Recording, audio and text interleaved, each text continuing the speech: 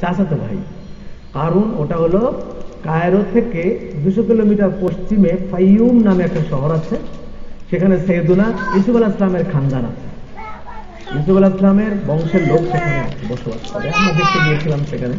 এখন সেখানে আম বাগান, কলা বাগান, খেজুর বাগান, এগুলো। কলা সেখানে দেখে আসছি, আম সেখানে আছে, আমের বাগান, খেজুর। এই কাঁঠাল টাঠাল কোথাও হয় না পৃথিবী। কাঁঠালের জন্য আমাদের বাংলাদেশ জাতীয় ফল। আল্লাহ কি কুদরত! দেখুন এত সুন্দর সুন্দর দামি ফল আল্লাহ আমাদেরকে দিয়েছেন।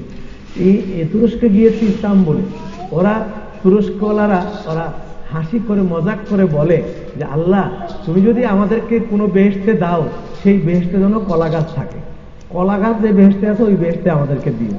তার মানে কি ওদের সে কলা গাছ বলতে কিছু নেই। ওরা কলা গাছ কেমন জীবনে দেখেনি, ওই দোকান থেকে কলা নিয়ে নিয়ে খায়। আমরা যেরকম আঙ্গুর কেমন দেখিনি, আপেল কেমন দেখিনি, ওরা আঙ্গুর আপেল ওগুলো খাই না, ওগুলো রুচি নাই।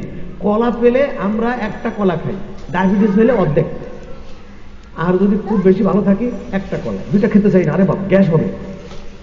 আর ওরা কলার বড় ছড়িটা নিয়ে বসবে, যতক্ষণ পেটটা না ভরবে একটার পর একটা খেতেই আছে, খেয়ে এতগুলো ছাল ফেলে রেখে চলে গেল। তামাশা দেখে আসলাম যে ও খোদা এত কলা খাই ও বাসে কি করি। আমরা এক কলা দুই কলা খেলে আমরা স্থির হই, ওরা পেট ভরে কলা খায়, যে কলা এত ওদের কাছে প্রিয়।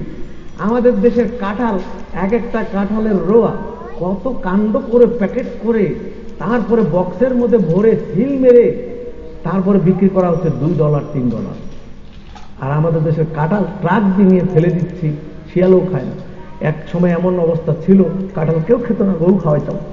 আর এখন সে কাঁঠালের কিছুটা দাম হয়েছে, যদিও আল্লাহ দিয়েছেন আমাদের দেশে এই ফল। আমরা তরমুজ খাই, আমরা এই পেঁপে খাই, আমরা আনো কেটে খেয়ে ফেলি। ওই পেঁপেকে কত রকম সাজিয়ে অর্নামেন্ট করে বিক্রি করতেছে কত টাকা দিয়ে। তো আজ এক দেশের, আমাদের দেশে যে নেয়ামত অন্য দেশে নেই, অন্য দেশে নেয়ামত আল্লাহ তাআলা এইভাবে ব্যালেন্স করে দিয়েছেন। সব যদি এক দেশে দিত অন্য দেশ কিছু মনে করতেন। এই জন্যই এক এক দেশের নেয়ামত এক এক রকম আল্লাহ তাআলা দিয়েছেন।